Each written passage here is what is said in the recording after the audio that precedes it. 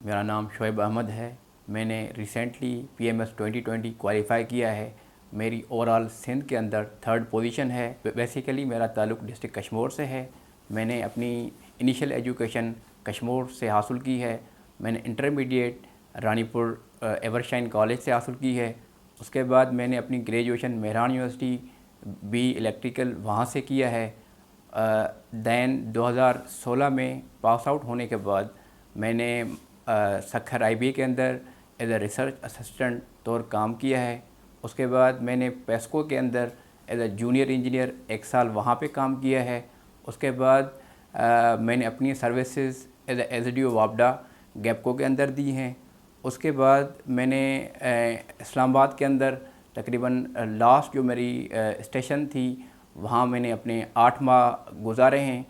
इस प्रोसेस के अंदर मैंने अपनी सिविल सर्विसेज की जो तैयारी थी उसको कंटिन्यू किया। 2021 के अंदर मैंने अपने सीएसएस का फर्स्ट अटेम्प्ट दिया था, जिसमें मैंने तकरीबन 11 सब्जेक्ट पास किए थे। ऐसे जो सब्जेक्ट था वो मेरा रह गया था। 2018 के अंदर मैंने पीएमएस की पहली अटेम्प्ट दी थी, उसमें मेरा ऐसे फेल हुआ था, बाकी सारे सब्जेक्ट्स मेरे क्लियर थे। अगेन ये सारे फेल्यूर्स ने मुझे मोटिवेट किया मैं अपनी जर्नी को कैरी ऑन करूं। 2020 के अंदर मैंने अपनी सेकंड अटेम्प्ट दी थी पीएमएस की।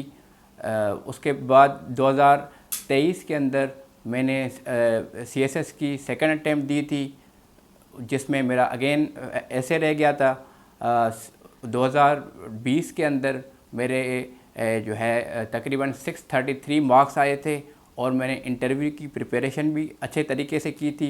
डिफरेंट टीचर्स से, डिफरेंट कलीग से गाइडेंस ली थी और इंटरव्यू में ओवरऑल मेरी सिंध में फर्स्ट पोजीशन थी। ओवरऑल पीएमएस के रिज़ल्ट में मैं सिंध पे 3rd पोजीशन पे आया हूँ। जी अगेन जो आपका कॉम्पिटिटिव एग्ज़ाम्स हैं वो उसमें रिटन का जो पार्ट है वो काफ़ी अहम रोल प्ले करता है। उसमें सबसे पहले जो ऑप्शनल्स आप चूज़ करते हैं वो काफ़ी इम्पॉर्टेंट रोल प्ले करते हैं, क्योंकि उसमें एक मार्किंग ट्रेंड भी अगेन होता है कि आप कौन से सब्जेक्ट्स में कौन से सोर्सेज की अवेलेबिलिटी ज़्यादा है, आप कौन से रेफरेंसेस किस सब्जेक्ट के लिए इस्तेमाल कर रहे हैं, ये बहुत डिसाइडिंग फैक्टर होता है।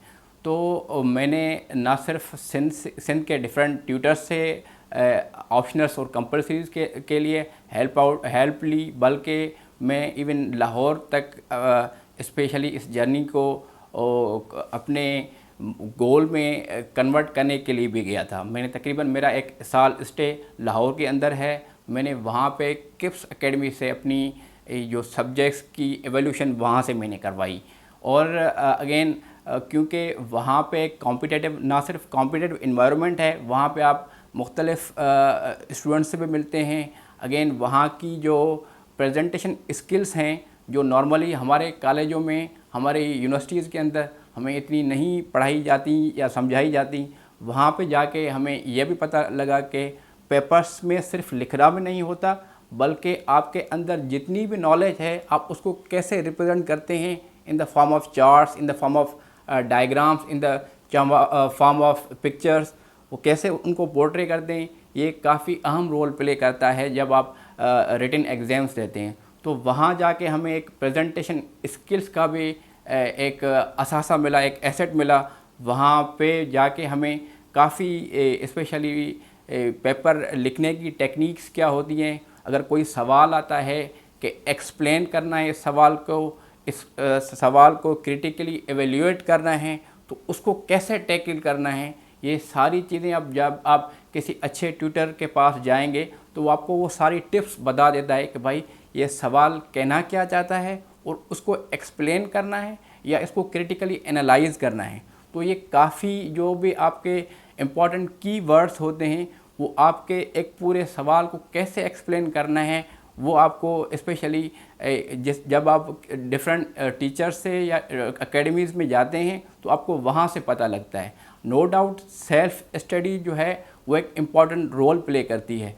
कोई एक टीचर, कोई एक एकेडमी आपको एक सर्टेन कोर्स आउटलाइन तो बता देगी, आपको वो पढ़ा तो देगी, अगेन उनको क्रिटिकली एवेल्यूएट करना, उस पर अपनी गौर विचार करना, ये सारा जो है आपको करना है। आपको उसको एवेल्यूएट करना है और उसको प्रॉपरली देखना भी है और उसको अगेन अपने कंटेम्प्रेरी जो अफेयर्स हैं नेशनल और इंटरनेशनल कि दुनिया में क्या हो रहा है और पाकिस्तान के क्या हालात हैं, उसको मद्देनज़र रखते हुए आपको उस नॉलेज को उन एग्जांपल्स के साथ थोड़ा क्रिटिकली एनालाइज करके पेपर के अंदर प्रेजेंट भी करना होता है।